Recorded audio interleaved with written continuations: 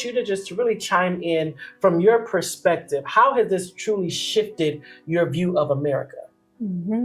I appreciate Dante's definition of a racial terrorist, and that includes white people who are indifferent to the torture of Black people, and just thinking about how all white people are implicated, and thinking about the white mobs and the lynchings and the massacres of hundreds of innocent Black people, whether it's for voting rights or for organizing for farm action, whether it's for any crime that was arbitrarily made up by white people just to torture Black people, and how entire white communities showed up to lynchings, to massacres, as a social activity, as a religious activity, showing up in Sunday church clothes, children smiling at cameras while Black bodies hang from trees burning. I believe that white people have traded in our morality and humanity for white power, and that's the state that we're living in. Feel this looks now in modern day America when it comes to all of this lack of equality for women and how white women are responding and kind of leaving you behind? I think it's important to begin this discussion by saying that white women had no rights. Any rights that they gained were given to them by white men. It's important to understand that under the laws of coverture, European men had the legal right to inflict violence onto their wives, onto their children. But this particular iteration was something that was already normalized in the European customs. They then had the jurisdiction and the full authority to ensure that we were not able to react or respond through the legal process to all of the horrific abuses that were inflicted upon us. And so it was exponentially worse for Black women. There's this pecking order, right, where there's white men at the top, white women, Black men, Black women. And I think what had happened is the socialization of white women into violence by their partners or significant others, their lack of rights. They then inflicted that same violence and pain towards Black men and Black women. So I think sometimes in these conversations, we often leave out white women because of their subjugation. And yes, that is a huge part of what has happened to them as well. I don't want to be insensitive to that. And I also want to hold them accountable for the ways that they participated in racism as well, and enslavement and abuse and the rape of Black boys and Black women too.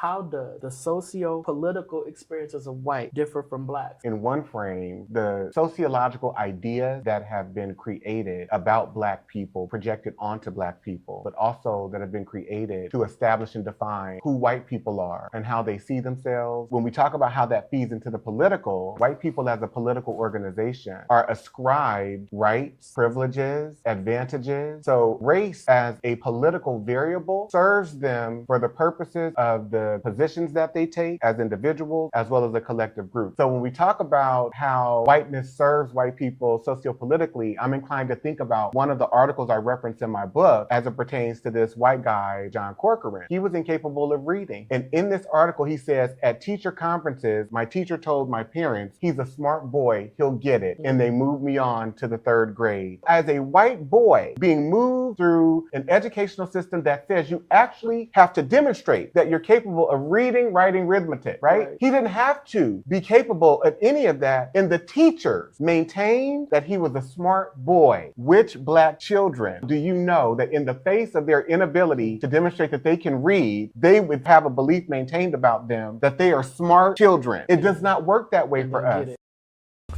Dr. Amos Wilson told us, we have a school system that is based upon the psychology of white children and white people. If we are trying to educate our children in that system, they are bound to fail. The very structure of the educational system itself is based upon a white model, and therefore it has a built-in failure mechanism for Black children, one way or the other. Dr. Bobby Wright told us, in their relationship with the Black race, whites are psychopaths, and their behavior represents an underlying biologically transmitted proclivity with roots deep in their evolutionary history. The psychopath is an individual who is constantly in conflict with other persons or groups. He is unable to experience guilt, is completely selfish and callous, and has a total disregard for the rights of others. One of the best methods that can be used to measure the psychopathic traits of the white race is observing and analyzing their universal overt behaviors and attitudes towards Black people. Psychopaths simply ignore the concept of right and wrong. By ignoring this trait in the white race, the lack of ethical and moral development, Blacks have made and are still making a tragic mistake in basing the worldwide Black liberation movement on moral suasion. It is pathological for Black people to keep attempting to use moral suasion on a people who have no morality, where race is the variable.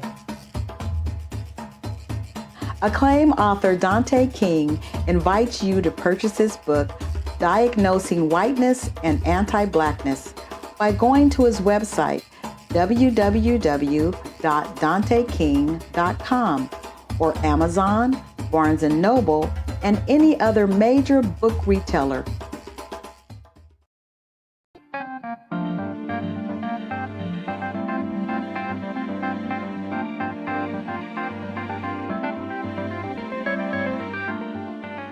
Black men are experiencing, after slavery, things like convict leasing, being pursued by the legal system to be put back into another form of enslavement. They are coming up missing, they're being murdered, being lynched by the dozens, and there's just no protection for Black women.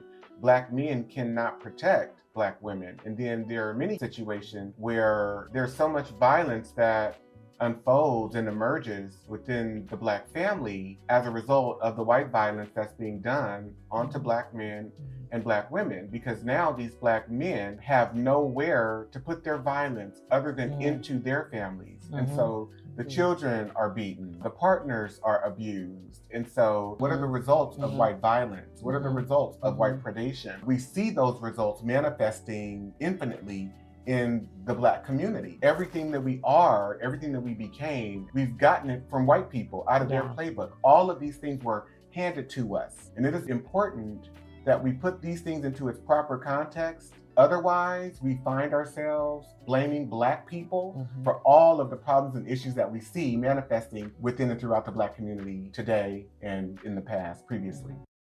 The author of the book some time to speak directly to the audience. Tell them what you know they need to hear, and the takeaway from these 10 episodes that wonderfully, thoughtfully, and lovingly unpack the chapters of your work. The last thing that I would like to leave all of you with is a call to action. Read the book, study the book with your friends and family. Take it one chapter at a time and highlight, read, reread the information contained in each of the chapters, as well as the reflection questions that are at the end of each chapter, because we have to understand we've normalized violence against African American people. We have lost all regard of our humanity towards African American people. This is a call to action to regain a sense of your own humanity in regards to how you come to knowing, understanding, making meaning about who you are in relationship to Black people, and how have you been tainted and corrupted by white rulership and white racial control. This is a lifetime journey for me. I know that I will be in recovery from white supremacy and anti-Blackness throughout my entire life. And so I'm calling us to be greater